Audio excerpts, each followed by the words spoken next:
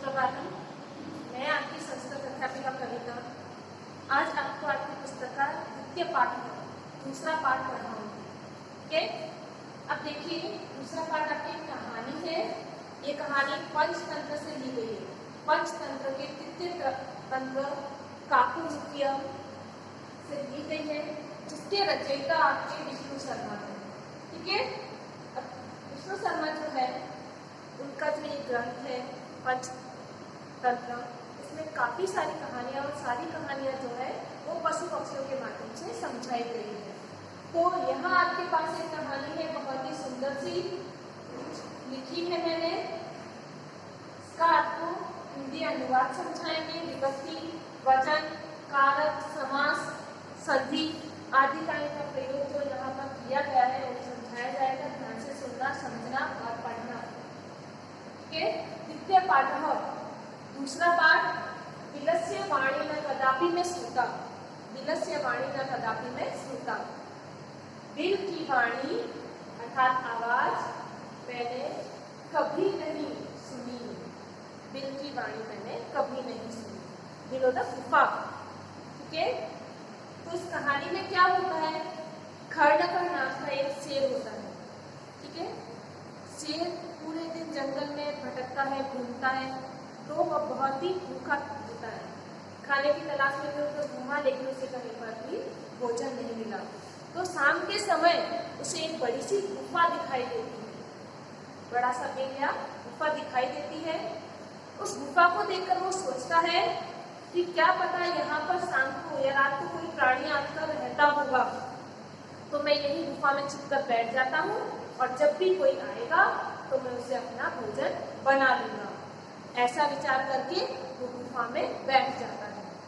तभी रात्रि के समय एक दधिपुच्छ नाम का सियार वहां आता है और गुफा के बाहर एकदम से वह रुक जाता है, यह देखकर कि निश्चय ही इस गुफा में कोई है, क्योंकि मुझे शेर के पांव अंदर जाते हुए दिखाई दे रहे हैं लेकिन वापस आते हुए नहीं दिख रहे। तो मुझे ऐसा मालूम होता है कि इस गुफा में निश्चय ही शेर होगा।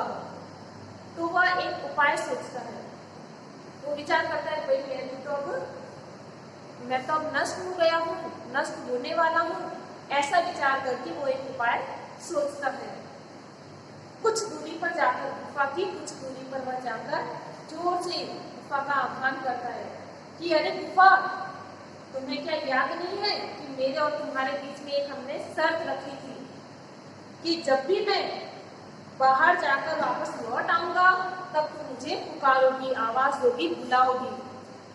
तो शेर जो गुफा में बैठा था वो सोचता है कि अरे शायद ही गुफा जो है वो रोज सियार को बुलाती होगी, प्राणी को बुलाती होगी, लेकिन शायद ये गुफा जो है वो मेरे डर से आज बोल नहीं रही है। और निश्चय कहा भी गया है कि जब व्यक्ति भयभीत हो जाता है तो डर के मारे न तो कुछ बोल पाता है, न कुछ कह पाता है और डर के मारे वह कांपने लगता है। तो इस गुफा का भी शायद मेरी वजह से ये हाल हो रहा होगा। ऐसा विचार करके शेर जो है वह सोचता है कि मैं शिकार को बुलाता हूँ, आह्वान करता हूँ गुफा की ओर से। तो शेर क्या करता है, जोर से दहाड़ता है। शेर की गर्जना से पूरी गुफा कंपन करने लगती है और बाहर बैठा सियार भी समझ जाता है और कहता है कि समय पर उपाय किया गया, समय पर संकट का उपाय किया गया हमेशा लाभकारी होता है, और जो संकट के समय उपाय नहीं सोचता है उसका निश्चय ही अहित होता है। ऐसा विचार करके गुफा से कुछ दूरी पर जाने पर वह कहता है कि विलस्य वाणी न कदापि में श्रुता, अर्थात मैंने बिल की वाणी कभी नहीं सुनी। उसने अपनी रक्षा की, क्योंकि मनुष्य का सबसे प्रथम धर्म होता है कि वह अपने प्राण की रक्षा करे। इसी के बाद देखिए कहानी आपके कस्मिंचित् वने खरडकर नामः स्न्यवसिवति स्म। कस्मिंचित् किसी वने, वन में, वने शब्द में आपके सप्तमी विभक्ति एक वचन का शब्द है। वने शब्द में आपके सप्तमी विभक्ति एक वचन का शब्द है। तो किसी वन में खरडकर नाम का ये शेर इसका नाम है खरनखर नाम का सिंह प्रतिवसति स्म, रहता था। प्रतिवसति ये आपके वर्तमान काल की क्रिया है, किंतु इसमें लग जाने से, किंतु इसके साथ इसमें लग जाने से ये क्रिया भूतकाल की हो जाती है। ठीक है, ये यूं तो आपके प्रथम पुरुष एक वचन का शब्द है वर्तमान काल में लट्लकार में, लेकिन इसमें लग जाने से इसके साथ में यह भूतकाल को दर्शाता है। सह कदाचित इतस्तः परिभ्रमणात् न किंचित अपि आहारं प्राप्तवान्। सः कदाचित कभी, इतस्तः इधर उधर, कदाचित और इतस्तः ये दोनों आपके अव्यय शब्द हैं। इतस्तः का अर्थ होता है इधर उधर, तो वह कभी इधर उधर परिभ्रमण घूमते हुए सुधार्थन भूख से व्याकुल न किंचित अपि, उसे कुछ भी आहार प्राप्त नहीं हुआ। वह इधर उधर घुमा लेकिन उसे कुछ भी आहार प्राप्त नहीं हुआ। अब देखिए किंचित अपि अर्थ है यहाँ पे कुछ भी, अपि आया पीछे अर्थ सा है भी, तो कुछ भी उसे आहार प्राप्त नहीं हुआ। आहार में यह धातु है, कौन सी धातु है? यह धातु है जिसका अर्थ होता है हरण करना, लेकिन आ उपसर्ग लग जाने से इसका अर्थ बना आहार। तो यहाँ आपके आहार का अर्थ हुआ भोजन। ठीक है, यह धातु है, आ उपसर्ग लगने से शब्द बना आहार। यहाँ पर आपके आहार का अर्थ है भोजन।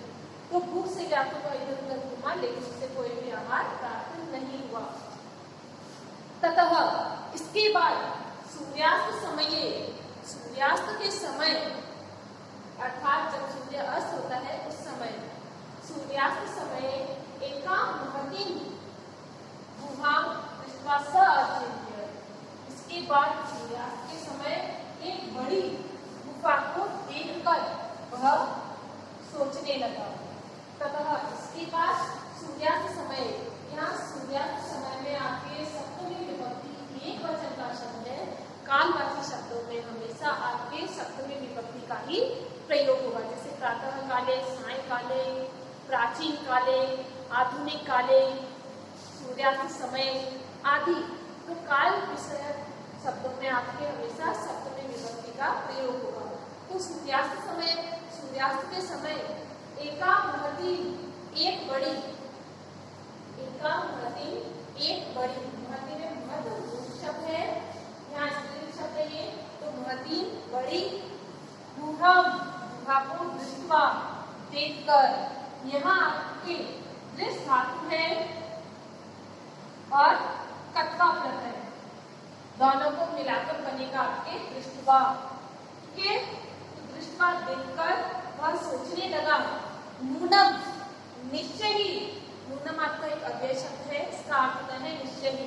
नूनम निश्चय ही एकस्याम गुहायाम, इस गुफा में रात्रो, रात्रि में वो अपी जीव, वो अपी जीव, कोई प्राणी आगच्छति, आता है।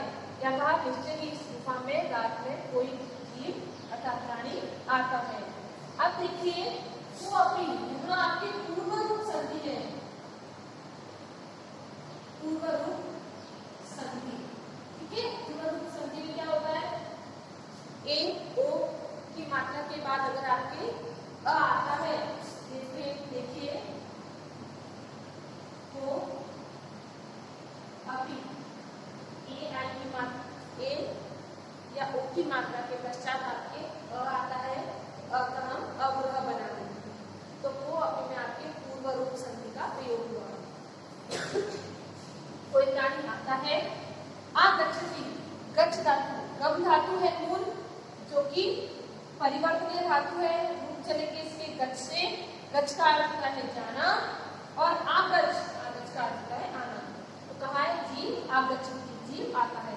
अतः अत्रे निगुणो, अतः इसलिए अत्रे यही, निगुणो छिपकर, अत्रे में देखिए अत्र एव, यहाँ आपकी वृद्धि संधि हुई है। वृद्धि संधि के नियम के अनुसार अनुसार अ के सामने ए आने पर ए ही आदेश होता है। तो अतः मैं यही निगूढ़ छुपकर उत्पातिष्ठामि बैठ जाता हूँ। ठीक है, तिष्ठामि में स्था धातु है जिसका अर्थ है बैठना। ये भी परिवर्तनीय धातु है, इसके रूप जो है वो तिष्ठ से चलेंगे। ठीक है, तिष्ठामि आपके वर्तमान काल लट लकार प्रथम पुरुष उत्तम पुरुष एक वचन का शब्द है। ठीक है, लट लकार वर्तमान काल उत्तम पुरुष एक वचन का शब्द है। तिष्ठामि बैठ जाता हूँ।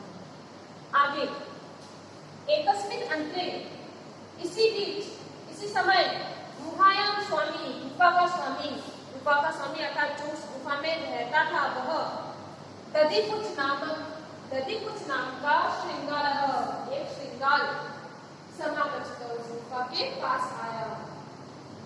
श्रृंगार का अर्थ होता है गिदड़ या सियार। ठीक है, गुफा के समीप आया जो भी गुफा का स्वामी था। स जब यावत पश्यति तावत सिंह पद पद्धति गुहायां प्रविष्टो दृश्यते। वह और जब का अर्थ है और वह यावत ज्यों ही पश्यति देखता है तावत क्यों ही सिंह पद पद्धति सिंह के पैरों के निशान, पद का अर्थ है पांव, पद्धति अर्थात निशान या चिन्ह। तो शेर के पांव के निशान गुहायां प्रविष्टो दृश्यते गुफा में प्रविष्ट होते दिखाई देते हैं। न च और बहिरागता न बाहर आते हुए नहीं। ठीक है, क्या कहा? स और वह जो ही देखता है तावत वैसे ही क्यों ही शेर के पांव के निशान गुफा में प्रविष्ट होते दिखाई देते हैं लेकिन बाहर आते हुए नहीं। पश्यति में आपके पश्य धातु है जिसका अर्थ है पश्यति में आपके दृष्ट धातु है जिसका अर्थ है देखना। ये भी आपकी परिवर्तनीय धातु है। मूल धातु दृश्य लेकिन रूप आपके पश्यति में चलेगी। प्रविष्टा यहाँ आपके टाप प्रत्यय लगा है। प्रविष्ट धन टाप प्रत्यय। टाप प्रत्यय वे होते हैं जो पुल्लिंग शब्दों को स्त्रीलिंग में बदलने के लिए टाप प्रत्यय का प्रयोग किया जाता है। तो प्रविष्ट से शब्द बना टाप प्रत्यय जोड़ने से प्रविष्टा। तो प्रविष्ट होते दिखाई देते हैं न च बहिरागता न ही बाहर आते हुए। श्रृंगारः अचिन्त्य सियार सोचता है अहो विनष्टो अस्मि, अरे मैं तो नष्ट हो गया हूँ। विनष्टो अस्मि में आपके पूर्व रूप संधि है। पूर्व रूप संधि। ठीक है, ओ के सामने आपके अग्रह आया है अ आया है इसका अग्रह हो जाएगा। क्या कहा? विनष्टो अस्मि, अरे मैं नष्ट हो गया हूँ। नूनम निश्चय ही अस्मिन् दिने इस गुफा में सिंह अस्तित्व सिंह रहता है। अस्तित्व में आपके दीर्घ संधि है अस्तित्व ये है इस प्रकार। इसमें आपकी कौन सी संधि है? दीर्घ संधि। अस्तित्व ऐसा अस्तित्व तर्कयामी ऐसा मेरा विचार है। ततः किम इसके पश्चात किम कर्माणि क्या करे अर्थात वह कोई उपाय सोचना चाहता है। ठीक है, कर्माणि में आपकी क्रिया धातु है जिसका अर्थ का है करना। कर्माणि आपकी बहुवचन का शब्द है। तो क्या किया जाए या क्या करूं। ठीक है, अब आगे देखिए।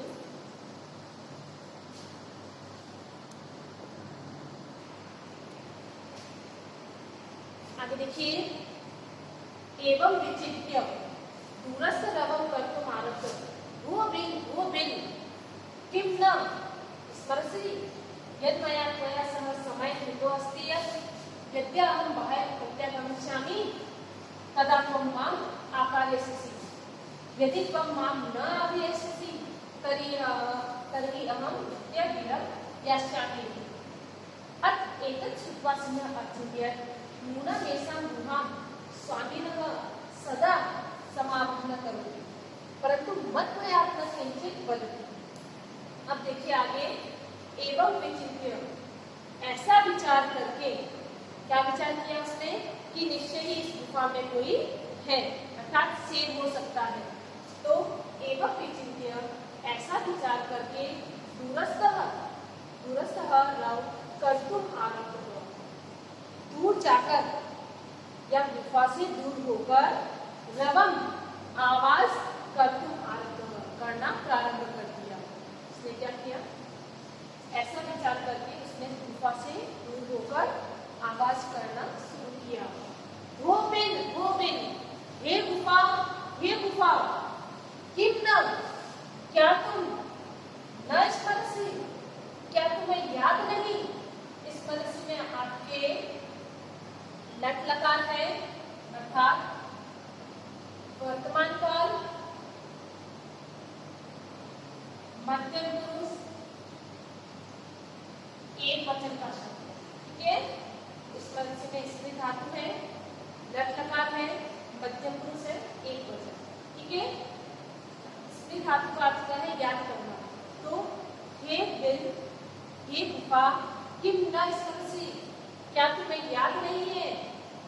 यन्मया त्वया सह समयकृतो अस्ति, यन्मया, यन की मया, मैंने या मेरे द्वारा, त्वया सह, तुम्हारे साथ, सह के योग में आपके तृतीया विभक्ति का प्रयोग होता है। तो यहाँ आपके तृतीया विभक्ति का प्रयोग हुआ है कि मया में अर्थात मेरे द्वारा, त्वया अर्थात तुम्हारे साथ या तुम्हारे द्वारा। ठीक है, तो यन मया की, मया मैंने, त्वया सह तुम्हारे साथ, समयः कृतो अस्ति, समय का अर्थ है शर्त या प्रतिज्ञा। ठीक है, समय का अर्थ है शर्त या प्रतिज्ञा। तो मैंने तुम्हारे साथ शर्त कृतो अस्ति, की थी, की का अर्थ है की, छोटी मात्रा वाली। ठीक है, क्या कहा कि मैंने तुम्हारे साथ शर्त की थी कि, कृतो अस्ति में आपके पूर्व रूप संधि है, कौन सी संधि? पूर्व रूप संधि। ठीक है, कृतो अस्ति में आपके पूर्व रूप संधि है, की थी कि यद अहम, यदा अहम, जब मैं, बाह्यतः, बाहर से, यहाँ आपके पंचमी विभक्ति का प्रयोग हुआ है।